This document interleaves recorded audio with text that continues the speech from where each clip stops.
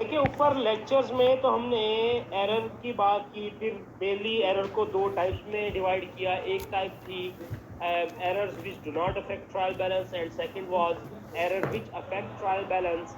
और उसके बाद हमने पहली कैटेगरी को उठाया था और पढ़ा था ऊपर लेक्चर्स में कि error which do not affect trial balance, और वो कितनी तरह के होते हैं, 7 तरह के होते हैं, और हमने उनकी सारी डिस्कशन कर ली थी।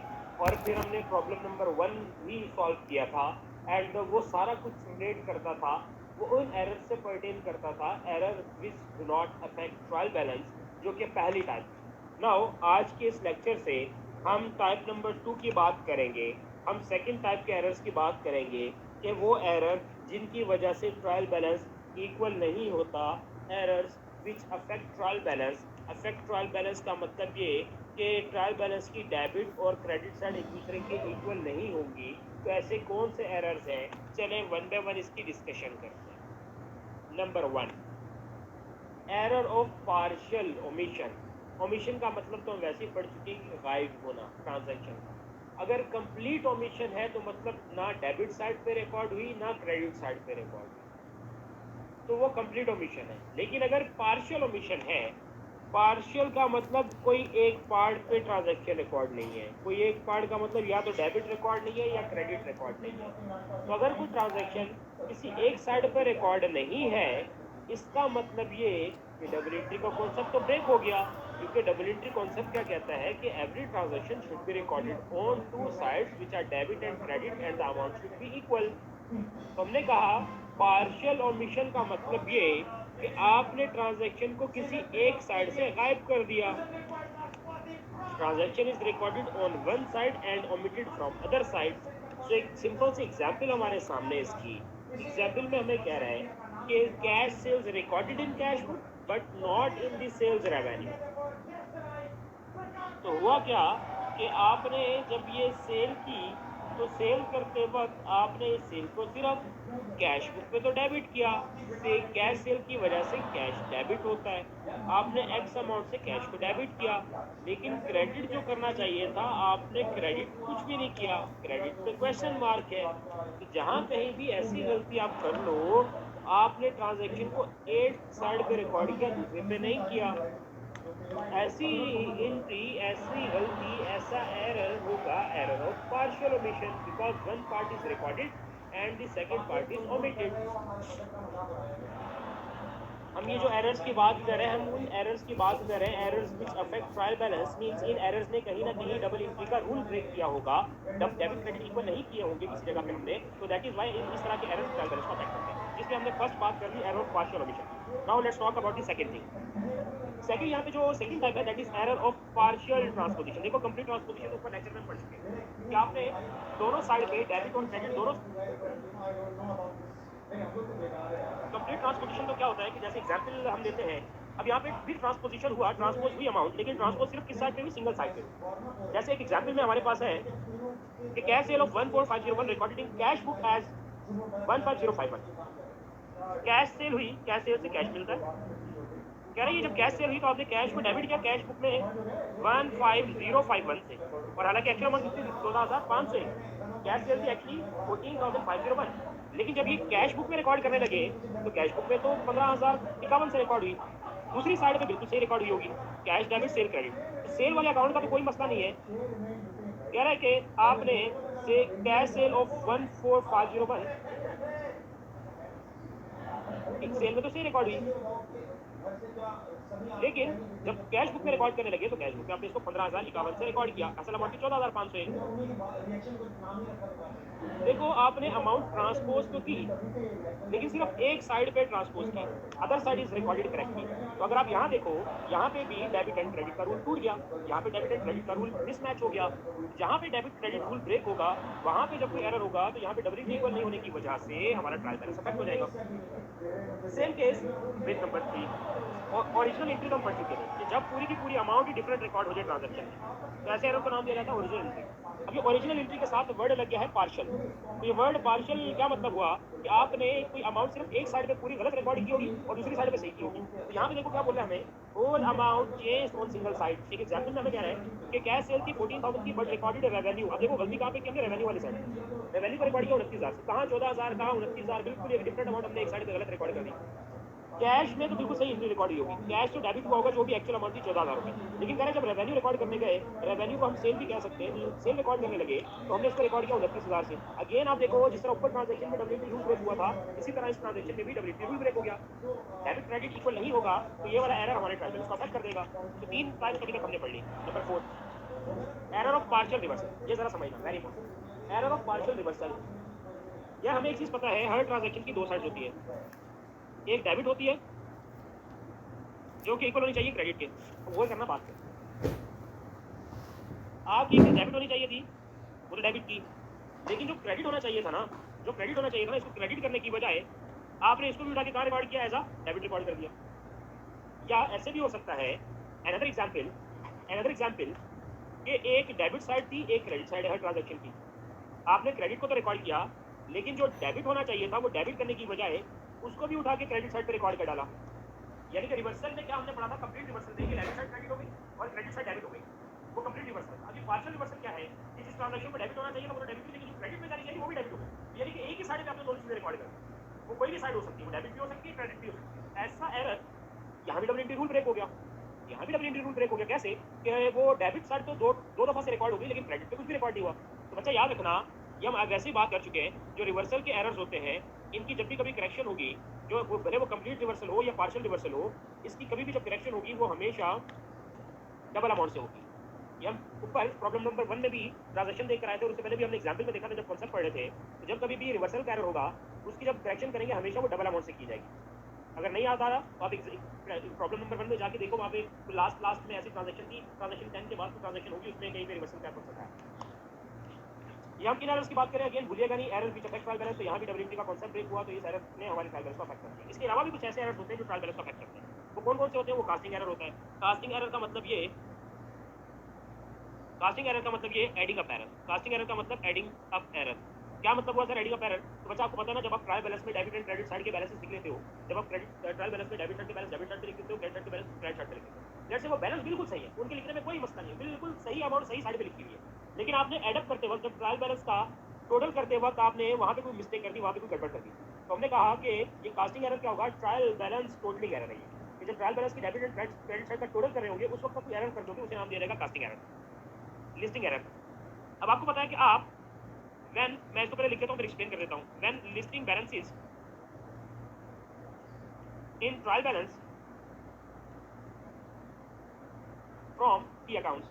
अब आपको पता है कि आप ट्रायल बैलेंस में जो बैलेंस लिख रहे होते हैं कि कौन सा क्रेडिट जाना चाहिए कौन सा डेबिट जाना चाहिए, वो बैलेंसेस आप कहाँ से देख के लिख रहे होते हैं, आप ट्रायल बैलेंस के ब्रॉड डाउन कैरी डाउन से देख के लिख रहे होते हैं। आप टी अकाउंट के ब्रॉड डाउन बैलेंस से देखे ट्रायल बैलेंस में पोस्टिंग कर रहे होते हो, लिस्टिंग कर रहे होते हैं। अब फर्स्ट करो, एक टी अकाउंट ऐसा था और ये कैश अकाउंट है, कैश एसेट होता है, इसका ओपनिंग यहाँ होता है, इसका कैरी डाउन यहाँ होता है, और जो कैरी डाउन होता है यही नेक्स्ट टाइम के लिए जाके ब्रॉड डाउन बैलेंस कैसे लिखते हो। अब जब ये brought down balance trial balance बनना चाहिए, फर्स्ट करो ये ट्रायल बैलेंस है, ये ट्रायल बैलेंस की ये डेबिट साइड है, ये क्रेडिट साइड है, तो ये इस कैश का बैलेंस इफेक्टिवली किस साइड पे जाना चाहिए, डेबिट साइड पे, लेकिन लिस्टिंग करते वक्त आपने इसको क्रेडिट साइड पे लिख दिया यहाँ, तो ये गलती होगी। ऐसी गलतियों को नाम दिया जाता है लिस्टिंग एरर का। कि लिस्ट डाउन करते वक्त यानी कि डिफरेंट टी अकाउंट्स के बैलेंसेस को जब आप ट्रायल बैलेंस में लिस्ट डाउन कर रहे थे, तो उस वक्त अगर आपकी कोई गलती होगी तो उसकी वजह से भी ट्रायल बैलेंस का बैलेंस इक्वल नहीं होगा, डेबिट क्रेडिट मिसमैच हो जाएंगे, तो ये भी एरर हो गया जिसने हमारे ट्रायल बैलेंस को अफेक्ट कर दिया। कुछ एरर ऐसे थे जो डबल एंट्रीज में थे जिनकी वजह से ट्रायल बैलेंस अफेक्ट हो रहा था, और कुछ इस सेल्फ अपने ट्रायल बैलेंस के एरर होते हैं, वो कौन से होते हैं, कास्टिंग, लिस्टिंग और एक्सपेक्शन। याद है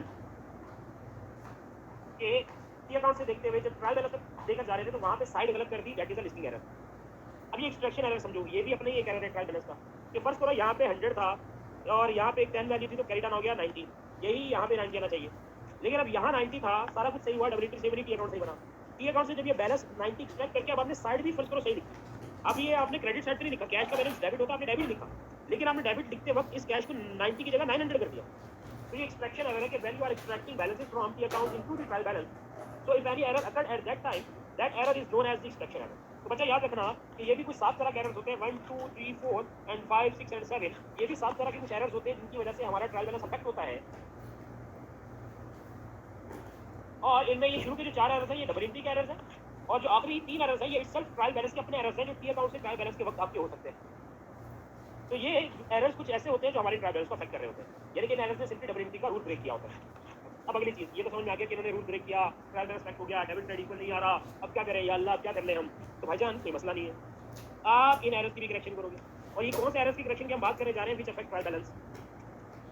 errors which affect trial balance means debit and credit side would not be equal, यानी कि ये वाला मामला नहीं होगा कभी भी, डेबिट क्रेडिट साइड कभी भी इक्वल नहीं होगी इन एरर्स की वजह से। Debit and credit side would not be equal due to these type of errors. तो हमने कहा अगर ये debit and credit side equal नहीं होगी तो फिर क्या करें हम, क्या ऐसे छोड़ दें ट्रायल बैलेंस को। तो हमने कहा कि भाई वो एरर्स जिनकी वजह से ट्रायल बैलेंस इक्वल नहीं होता, ऐसे एरर्स की करेक्शन के लिए we need to open a suspense account. क्या ओपन करना चाहिए हमें, अगेन सस्पेंस अकाउंट ओपन करना चाहिए। Then open a suspense account for the correction of those errors which affect trial balance. और सस्पेंस अकाउंट एक ऐसी, जितना बैलेंस इक्वल नहीं होगा डेबिट एंड क्रेडिट का, उससे हम एक सस्पेंस अकाउंट ओपन करेंगे। तो वो सस्पेंस अकाउंट किस साइड पर ओपन होना चाहिए, डेबिट साइड पे ओपन होना चाहिए या क्रेडिट साइड पे ओपन होना चाहिए। तो हमने कहा suspense account is to be open in the trial balance, ये ट्रायल बैलेंस में सस्पेंस अकाउंट खुलेगा। और किस साइड पे खुलेगा, on the side that has a deficit balance.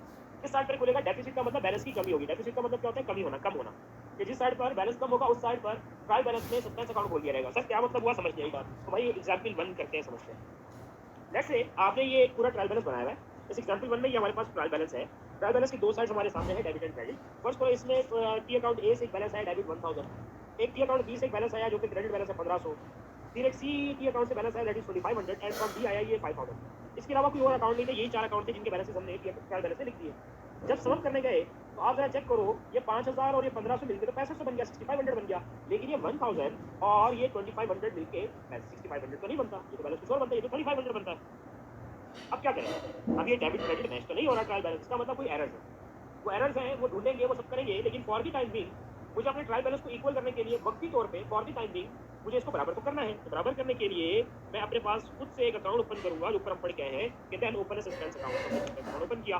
फिर अगली चीज हमने पढ़ी थी किस साइड पर ओपन होना चाहिए, तो भाई ये उस साइड पर ओपन होना चाहिए जहाँ पे बैलेंस कम है। आप देख सकते हैं कि ये किस साइड पर ओपन होना चाहिए, इफेक्टिवली इस टाइम पे डेबिट में ओपन होना चाहिए। और कितनी अमाउंट से ओपन हो जाना चाहिए, भाई यहाँ पे मुझे 6500 लाने के लिए मिनिमम कितना बैलेंस चाहिए, भाई 3000 से चाहिए। तो अपने 3000 से सस्पेंस अकाउंट ओपन करके डेबिट साइड, तो इस सस्पेंस अकाउंट का एक टी अकाउंट भी बना लो फॉरम। अब आप अभी चीज समझो, जरा माइंड मेरे साथ रखना। आपने एक सस्पेंस अकाउंट इस तरीके से भी लिखा, आपको इसका ब्रॉड टर्म बैलेंस मिला, आपने कहा यार ट्रायल बैलेंस इक्वल नहीं था, तो इसको इक्वल करने के लिए फिलहाल मैंने ये 3000 रुपये ओपन कर दिया था, इसको तो मैंने डेबिट साइड पे लिख दिया। इसको क्यों डेबिट लिखा, क्योंकि ट्रायल बैलेंस में भी डेबिट है, इसका सस्पेंस अकाउंट जब टी अकाउंट बनेगा तो इसको मैं डेबिट साइड पे लिखूंगा। तो बच्चा जब एक दफा सस्पेंस अकाउंट ओपन हो जाए तो फिर एरर्स को ढूंढ के खत्म करने की कोशिश शुरू कर देते हैं।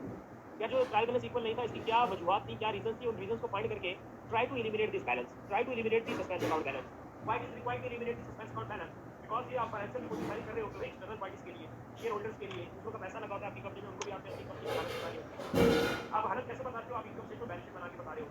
तो सामने वाला यूजर और फाइनेंशियल स्टेटमेंट है, जो शेयर होल्डर और फाइनेंशियल स्टेटमेंट है, वो आपकी फाइनेंशियल स्टेटमेंट देखिए, आपकी कंपनी का अंदाजा लगाएगा। अब आपको पता है फाइनेंशियल स्टेटमेंट बनाने के लिए जरूरी है कि ट्रायल बैलेंस इक्वल हो।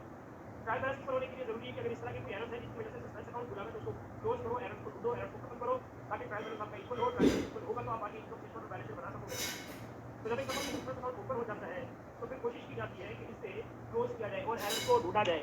तो जब आपने एक दफा ओपन ये कर दिया 3000 से, कोई बात नहीं, ओपन कर दिया, अब इन एरर्स को ढूंढ के खत्म करना शुरू करो।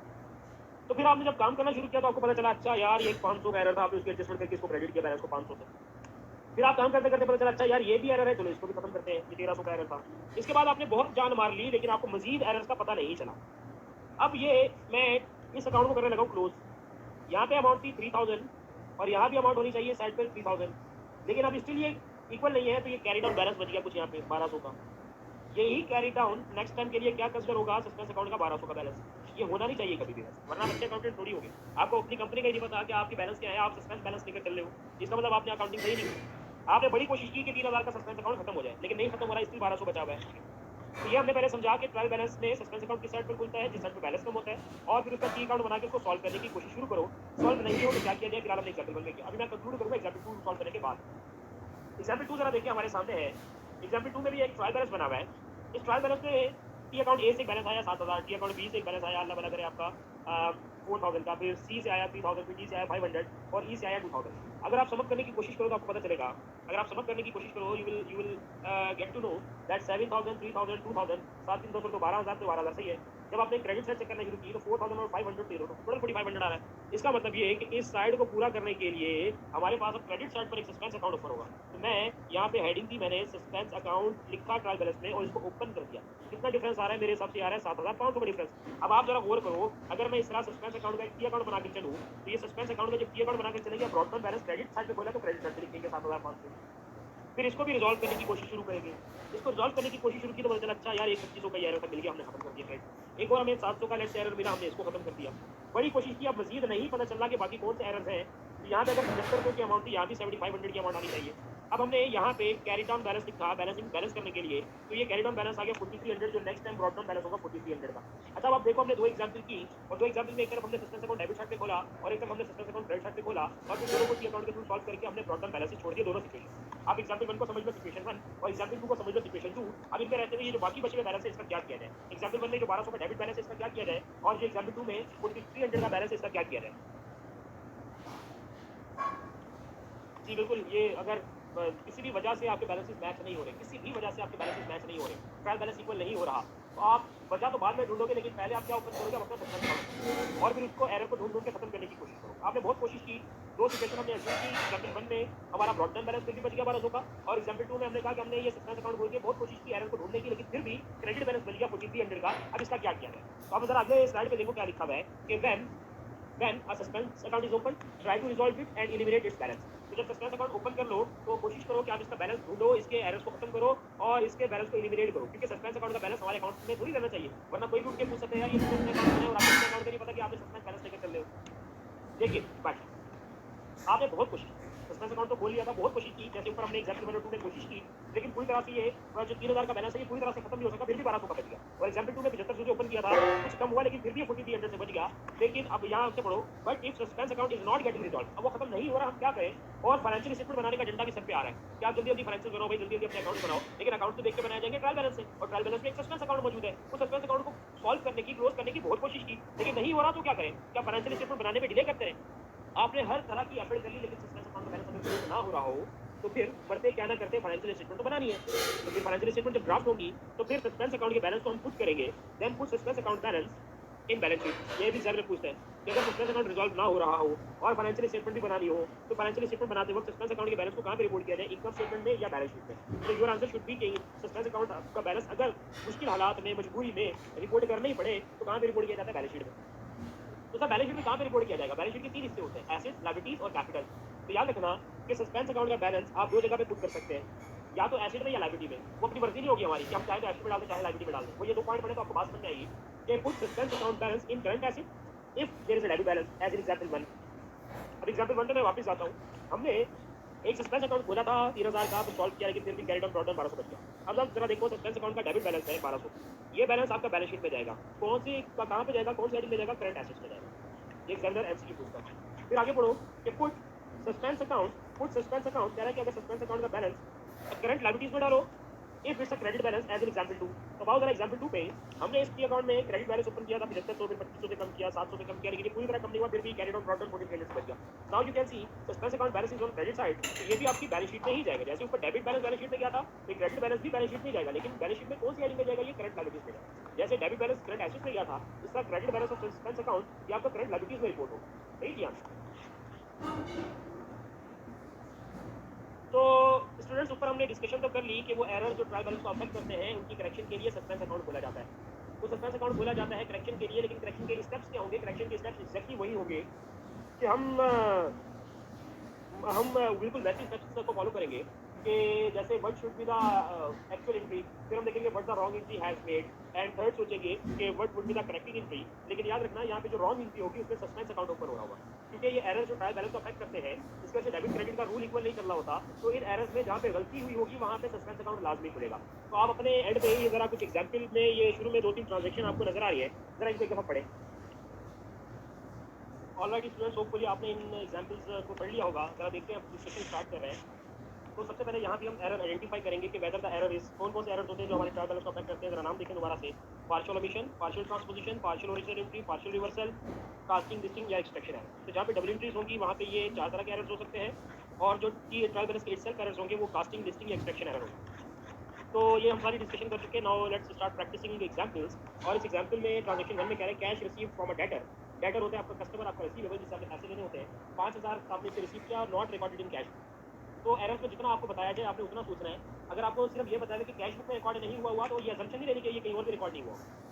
बाकी हर से जहाँ रिकॉर्ड होना चाहिए था वहाँ रिकॉर्ड होगा, लेकिन सिर्फ कहाँ पे रिकॉर्ड नहीं हुआ, not recorded in cash book, यानी कि एक जगह में रिकॉर्ड नहीं है। तो ये एरर कौन सा हो गया, सबसे पहले तो आइडेंटिफाई करें ये एरर हो गया पार्शियल ओमिशन। क्यों हमें कहाँ पे रिकॉर्ड नहीं किया, हमने सिर्फ कैश बुक पे रिकॉर्ड नहीं किया। तो अगेन वही बात सोचनी है, what should be the actual entry, और इसको हम नाम देते हैं हमेशा एक्स का।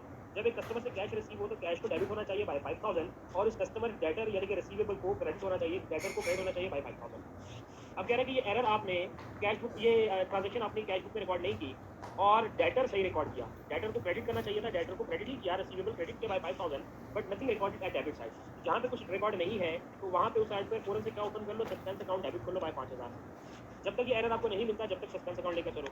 जब आपको ये पता चल गया कि आपने ये रिकॉर्ड नहीं किया था, अब इसकी करेक्शन कैसे होगी। अब इसी सस्पेंस अकाउंट को जब हमें पता चल जाएगा कि अच्छा यार हमने ये कैश रिकॉर्ड नहीं किया था, उसकी जगह फिलहाल हमने सस्पेंस अकाउंट लेकर चल रहे थे, जब ये एरर मालूम चल गया तो इसको सही करने के लिए अभी सस्पेंस अकाउंट को आप उठा के क्रेडिट करोगे और इसकी जगह जो एक्चुअली चीज रिकॉर्ड होनी चाहिए थी आप उसको रिकॉर्ड करोगे, यानी कि कैश को डेबिट कर दोगे by 5000। This is how we correct the errors कि जहाँ पे पार्शियल ओमिशन हो। अब आप देखो सस्पेंस अकाउंट जब ओपन हुआ था, डेबिट साइड पे ओपन हुआ था, ये हमने इसको क्रेडिट करके खत्म कर दिया और उसकी जगह जो सही चीज रिकॉर्ड होनी चाहिए थी, जो एक्चुअल एंट्री होनी चाहिए थी, वो आपकी एंट्री बन गई। एग्जाम्पल नंबर 2 जरा देखो। एग्जाम्पल नंबर 2 में कह रहा है capital invested 10,000 correctly record in the bank account. तो बैंक अकाउंट में आपने इसको रिकॉर्ड किया। जैसी कोई भी इन्वेस्टमेंट होती है तो बैंक देखो कैपिटल इन्वेस्टमेंट की एंट्री क्या होती है, बैंक में पैसा डाला आपने तो बैंक डेबिट होना चाहिए बाय 10,000 और capital should be credited with same amount. गलती आपने क्या की, what should be the why entry, कह रहे कि कैपिटल इन्वेस्ट किया वो बैंक में करेक्टली रिकॉर्ड हुआ, यानी कि बैंक तो सही।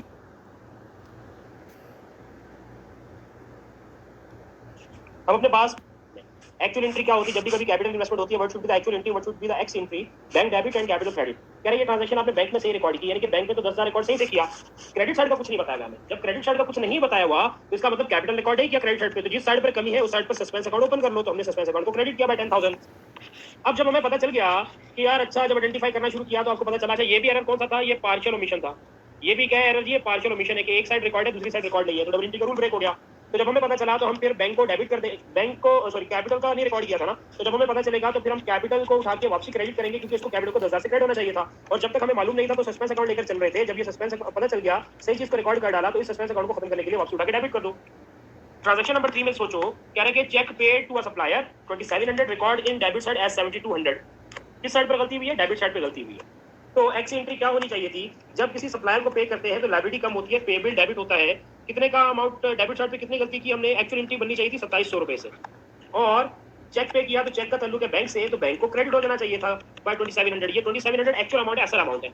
वाई गलती क्या की, कह रहे हैं कि डेबिट साइड पे आपने कितनी अमाउंट रिकॉर्ड कर दी 7200 की, यानी कि डेबिट होने चाहिए थे पे बिल्स, आपने पे बिल्स को तो डेबिट किया लेकिन गलत अमाउंट से डेबिट किया। कितने अमाउंट से डेबिट कर दिया, 7200 से, वेयर एज बैंक आपका सही है, बैंक आपका सही है, बैंक क्रेडिट रिकॉर्ड हुआ 2700 रुपए से। अब जरा गौर करो कमी किस साइड पर है, कमी किस साइड पर है, बैलेंस की कमी है आपके पास क्रेडिट साइड पे, तो आप जिस साइड पर कमी हो उस साइड पर सस्पेंस अकाउंट ओपन कर दो। कितने की कमी है, डिफरेंस बता देंगे प्लीज मुझे, कितना आ रहा है डिफरेंस इसका जी, डिफरेंस कितना आ रहा है फिलहाल उस साइड पर 4500 रुपए से सस्पेंस अकाउंट ओपन कर लो। तो जब आप इसको करेक्ट करने जाओगे, अच्छा ये एरर कौन सा था, ट्रांसपोजिशन था, लेकिन ट्रांसपोजिशन सिर्फ एक साइड पे हुआ, तो हमने कहा this error is actually partial transposition. Partial transposition, एक साइड पे अमाउंट वो हमने फिगर को उल्टा सीधा लिख दिया। तो जब हमने चेक करना शुरू किया तो फिर पता चला अच्छा यार ये लायबिलिटी ज्यादा पैसों से हमने कम कर दी थी, लायबिलिटी को तो सिर्फ 2700 रुपए से डेबिट होना चाहिए था, लायबिलिटी को हमने ज्यादा अमाउंट से कम कर दिया था, और लायबिलिटी को वापस बढ़ाने के लिए आप पे बिल्स को क्रेडिट करोगे बाय 4500 और इस सस्पेंस अकाउंट को क्लोज करना है। तो ये सस्पेंस अकाउंट को डेबिट करके आप 4500 से जो ओपन किया था, क्रेडिट पे ओपन किया था, इसको क्लोज करने के लिए आप डेबिट रिकॉर्ड कर दो। सो this is how you actually treat with the transactions. मैं रिपीट कर देता हूं, ट्रांजैक्शन नंबर 3 को चेक पे किया आपने सप्लायर को 2700 का, लेकिन डेबिट साइड पे 7200 रिकॉर्ड हो गया। जब किसी को चेक पे करते हैं तो ओरिजिनल एंट्री क्या बननी चाहिए, एक्चुअल एंट्री क्या बननी चाहिए, पे बिल 2700 से डेबिट होना चाहिए, चेक के थ्रू पेमेंट की थी तो बैंक को क्रेडिट होना चाहिए 2700 रुपए से। लेकिन गलती में क्या किया आपने, गलती जब की तो पे बिल्स को डेबिट साइड पे 7200 से डेबिट साइड पे बिल्स को रिकॉर्ड कर डाला और बैंक सही रिकॉर्ड हुआ है, यानी कि कमी किस साइड पर है, कमी है क्रेडिट साइड पे। तो फॉर द टाइम बिंग हमने वहां पे सस्पेंस अकाउंट ओपन कर लिया, लेकिन ये सस्पेंस अकाउंट हमेशा नहीं रहेगा, हम एरर को ढूंढेंगे और इसको खत्म करेंगे। तो जब हमने एरर को ढूंढना शुरू किया तो पता चला यार अच्छा 2700 रुपए किए थे, ये गलती से 7200 रुपए रिकॉर्ड हो गए थे, तो जितना ज्यादा लायबिलिटी रिकॉर्ड हो गई थी, कम लायबिलिटी को कर दिया था, उतने अमाउंट से वापसी पे बिल को क्रेडिट किया और सस्पेंस अकाउंट को खत्म करके डेबिट साइड पे खत्म कर दिया। तो इस तरीके से हमने इस ट्रांजैक्शन को सही कर लिया। ट्रांजैक्शन नंबर 4 की बात करते हैं। ड्राइंग्स की 2000 की, लेकिन ट्रांजैक्शन रिकॉर्ड हुई, पूरी ट्रांजैक्शन को किस साइड पे रिकॉर्ड किया, सिर्फ डेबिट साइड पे। तो ये कौन सा एरर है जहां पे एक साइड ही रिकॉर्ड नहीं हुई, तो इसका मतलब है पार्शियल रिवर्सल। वैसे रिवर्सल क्या होता है, कंप्लीट रिवर्सल के डेबिट क्रेडिट हो गई और जो क्रेडिट करना चाहिए वो डेबिट हो गया, लेकिन यहाँ पे जो डेबिट होना चाहिए था वो भी डेबिट हुआ, जो क्रेडिट होना चाहिए था वो भी डेबिट हो गया। ओके, होली रिकॉर्डेड का मतलब कि पूरी तरह ट्रांजैक्शन सिर्फ और सिर्फ किस साइड पे रिकॉर्ड हुई है, डेबिट साइड पे। तो जो गलती हुई उसको बाद में देखते हैं। सबसे पहले सोचो कि जब ड्राइंग्स होती है तो एंट्री क्या बनती है, ड्राइंग्स जब भी होती है तो ड्राइंग्स डेबिट होती है, कितनी अमाउंट होनी चाहिए 2000 से, और आपने कैश निकाला था तो कैश को क्रेडिट हो जाना चाहिए था 2000 से। This is the actual entry which should have been made जो आपकी बननी चाहिए थी। लेकिन गलती क्या की, आपने ड्राइंग को तो डेबिट किया, whole transaction recorded on debit, drawing तो डेबिट हुई लेकिन कैश भी डेबिट हो गया, कैश भी डेबिट कर दिया गलती से 2000 से, तो क्रेडिट किया कुछ भी नहीं। तो भाई जिस साइड पर कमी है उस साइड पर सस्पेंस अकाउंट ओपन कर लो, सस्पेंस अकाउंट क्रेडिट कर दो। कितने अमाउंट से सस्पेंस अकाउंट ओपन हो जाएगा? डबल अमाउंट से 4000 से। और हम ये वैसे पढ़ के आए कि जहां पे भी पार्शियल रिवर्सल या कंप्लीट रिवर्सल होता है वहां पे उसकी करेक्शन हमेशा डबल अमाउंट से की जाती है। अब आप इसको जब सही करने जाओगे, तो क्या करोगे? जब आपको पता चला अच्छा यार ये ड्राइंग्स हुई थी, कैश को तो क्रेडिट होना चाहिए था, बिजनेस से ऑनर ने पैसा निकाल लिया था, कैश को तो क्रेडिट होना चाहिए था, कैश को क्रेडिट करने की बजाय उल्टा डेबिट कर दिया। एक तरफ तो कम करना चाहिए था, कम करने की बजाय मजीद बढ़ा दिया। तो कैश को आप फिर क्रेडिट करोगे विद डबल अमाउंट। कौन सा डबल अमाउंट? एक तो 2000 जो गलती से डेबिट कर दिया, और जो 2000 जो एक्चुअल में क्रेडिट होना चाहिए था, जो कम होना चाहिए था। एक जो 2000 बढ़ा दिया था उसको कम करो, और एक्चुअल में जो कम होना चाहिए था उसको कम करो। तो डबल अमाउंट से आप अपने कैश को क्रेडिट कर दोगे बाय 4000। और देखो सस्पेंस अकाउंट भी फिलहाल क्रेडिट पे खोला हुआ था, जब ये एरर करेक्ट कर दिया तो एरर करेक्ट करके तो सस्पेंस अकाउंट की मजीद जरूरत नहीं रही, तो सस्पेंस अकाउंट को 4000 से क्लोज कर दो। तो इस तरीके से आपको देखो हर तरफ यहाँ डबल एंट्री मैच हो गई आपकी करेक्शन में। अब देखो जरा ये लास्ट नंबर 5, ट्रांजैक्शन नंबर 5 है हमारे पास। इस ट्रांजैक्शन नंबर 5 में हमें क्या कह रहा है? इसमें कह रहा है कि सेल रेवेन्यू रिकॉर्ड किया 2000 से वाइल ओरिजिनल अमाउंट थी 20000 की। ये कौन सी एंट्री है जहाँ पे होल अमाउंट चेंज हो जाए? तो होल अमाउंट चेंज होना होता है ओरिजिनल एंट्री का एरर। लेकिन ओरिजिनल एंट्री का एरर कंप्लीट ओरिजिनल एंट्री नहीं है, सिर्फ सेल रेवेन्यू में मसला हुआ है। तो यानी कि ये पार्शियल ओरिजिनल एंट्री बन गया। एक्स अमाउंट क्या, एक्स एंट्री क्या होनी चाहिए? जब सेल होती है तो let's say sale revenue recorded as 2000 while original amount was 20000। Assuming कि ये कैश सेल थी, एज्यूम करें ये कैश सेल थी, तो कैश को डेबिट होना चाहिए था 2000, और सेल को अच्छा ओरिजिनल अमाउंट कितनी है जी 20000 रुपए की, तो कैश डेबिट होना चाहिए था 20000 से, और सेल क्रेडिट होनी चाहिए थी 20000 से।